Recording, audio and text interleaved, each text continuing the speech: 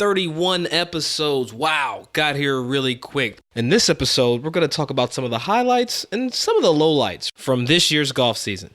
Golf is not that hard. Well, it doesn't have to be. That's why we cut through all the highbrow golf BS to give you what you really need to know to enjoy the golfing experience. I'm Doug Smith. And I'm Cheyenne Woods. And together we have over 50 years experience playing the game of golf at every level. Every week we'll break down a new topic in 10 minutes or less, answering some of the most popular questions in golf today. You're welcome.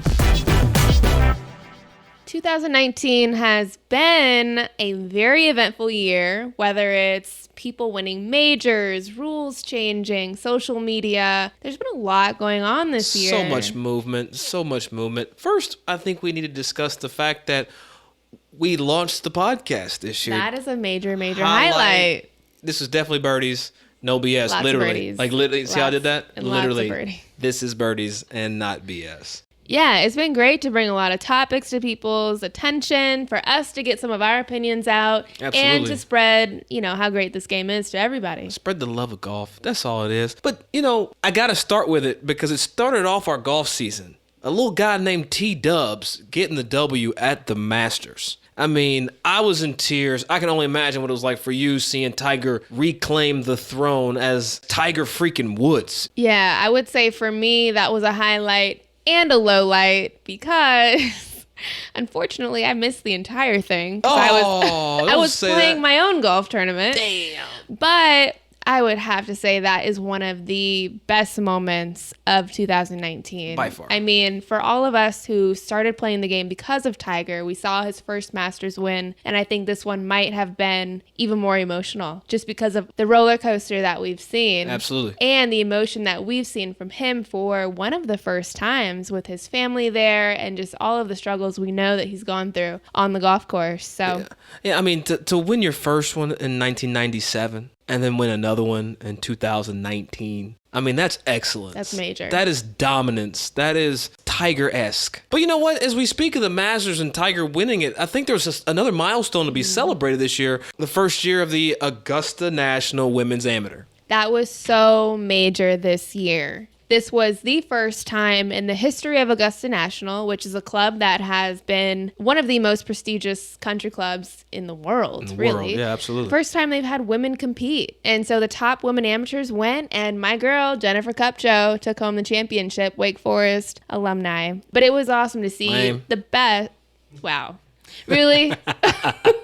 Go wait. Hater. You demon deacon, you demon Haters over here. Gotta have haters too. But again, a major moment in 2019 with women competing at Augusta National. Not only that, but it was amazing golf. It was phenomenal. I know golf. so many people who were tuned in that never watched women's golf before, let alone collegiate women's golf. And Jennifer and Maria, they played phenomenal golf. They went below. It was a boxing match. It wasn't even a golf tournament. And that was fantastic to watch. And shout out to both of them who are now playing professionally. One thing that I thought could have been another major moment was Brooks Koepka contending to win a potentially 3 U.S. Open championships in a row. Like, the fact to win 2 is crazy. Some Johnny Miller stuff, but he almost won a 3rd. I think the fact that Brooks has positioned himself this year where he is to be so dominant and to have his name brought up in these major championships and be in contention, to have the opportunity and the chance to win a 3rd is mind-blowing. We've never seen that before. Never. But you know what? I could have done without the ESPN magazine spread. You know what? I'm not even going to bring it up. I could have done without the body issue, Brooks. You know what? You had a great season on the golf course. Not such a great season in the magazine. Speaking of Opens, one of my favorite moments of the year was the British on the women's side. Hinako Shibuno from Japan won the British Open. Not only was it her first win on the LPGA Tour, she wasn't even a member. It was her first time ever competing outside of Japan. It was the most amazing thing I'd ever seen. It's a story dreams are made of. You know what's more interesting is she won over the entire golf world that week by how she carried herself on and off the golf course. I mean, she was a beacon of light in the golf industry in the game that week. And what a fun tournament to watch. I mean, she birdied the 72nd hole in the British Open to win. And that's the stuff people pay to see. And just the whole week in general, she was known as the Smiling Cinderella, I guess is her nickname. Yeah. She smiles throughout the entire round, giving high fives to the crowd. Her manager, every single day, I don't know if a lot of people heard this, dressed up in different costumes and walked alongside her so that she would stay happy throughout the round. You know just what? A really cool moment in women's golf. That's a real, like, supporter of it's you. It's a ride or like, die. Yeah. That's ride or die. Like, when you put a costume on to make somebody smile in the biggest moment of their life, that's... I got to talk to my management. I know, right? We might have to redo some things. No, I'm kidding. I'm only kidding. But you know what? With all the highlights, there are lowlights. I'm going to jump back to some highlights, but we got to talk a little bit. One, the redo of the PGA Tour schedule this year with the condensed major calendar just to get out of the way for football. Wasn't a fan at all. They crunched in so much golf that they made a lot of other events completely irrelevant, like the Honda, which I really like. I really enjoy the Honda Classic. They made it irrelevant, and I felt like every time I looked up, there was a major. It's tough because it doesn't give you a lot of time to look forward to something, and I'm sure as players, it doesn't give you much time to then prep, but it is very strange and very tough to get used to as a fan watching it. It's back to back to back, it feels like. I don't want to get used to it. I want it to go how it's been and how it should be. Like, don't change what works. You sound so old right now. I am old. No, I'm old. Like, it was a complete sprint. The whole major season was a sprint. I mean, you started the Masters and then it was over all of a sudden. And then you flipped two majors. It doesn't end with the PGA Championship. It ends with the British Open. I'm not a fan. Just like I'm not a fan of dropping from my freaking knee. That's a rule that I could not get used to this year. I had to, or else I'd be penalized. But definitely from the knee is awkward. I don't like it. It's stupid. And I wish it would go away. About pace of play? I never have an issue with pace of play, but apparently the media does and the PGA Tour does.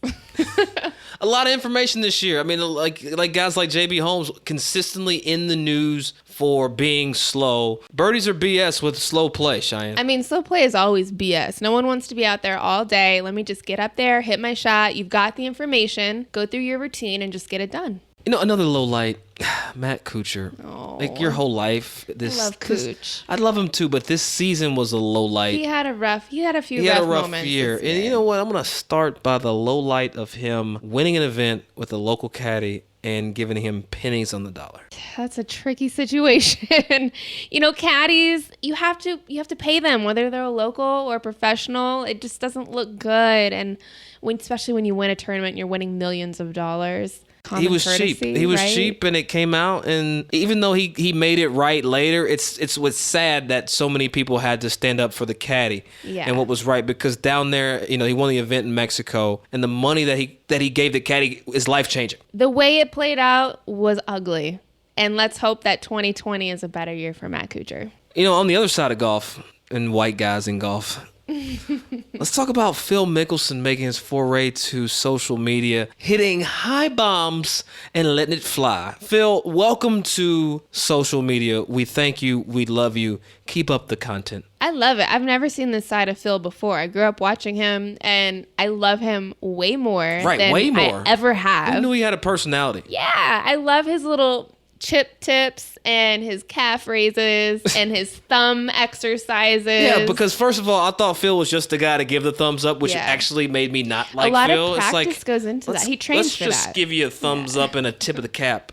Like, thumbs up, tip of the cap, that was Phil Mickelson to me. Phil, thank you for not being lame. I thought you were. You're not. Fantastic. Want to pick it up, though, now. Tony Finau with his son Drace on the tee box. Just all of a sudden going ham on golf balls, getting 200 miles an hour ball speed with swing speeds up to the 134. That's nuts. Yeah, we got to get him into the long drive competition because I think he would kill it. You give him, like, a long driver and let him actually unleash the power of Tony Finau. He might compete. He would kill it. He might, compete with Kyle Berkshire winning the long drive championship this year. All right. Tiger is obviously a great highlight, but most recently mine has to be this 2019 Solheim Cup. Did you watch it?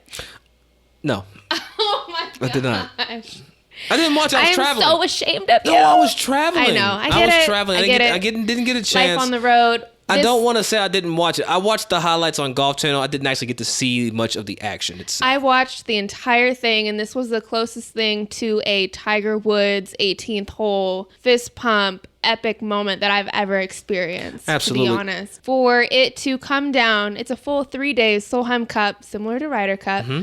full 3 days, comes down to the 18th hole for half a point. Suzanne Pedersen, who has not played in the last 18 months after giving childbirth, was a very controversial captain's pick. Absolutely she was. Made a 12-footer to win the entire thing for her continent of Europe, her team. In Scotland, the home of golf, it was such a special moment for the entire game of golf. You know, one thing, it's the stuff dreams are made of. To have a career like hers, to go out on top is how I hope all of our heroes can go out. What an amazing event. The best mic drop, I think, of all sporting careers. That's definitely. And you know what? Just like us right now, I'm about to drop the mic because that's all for this episode.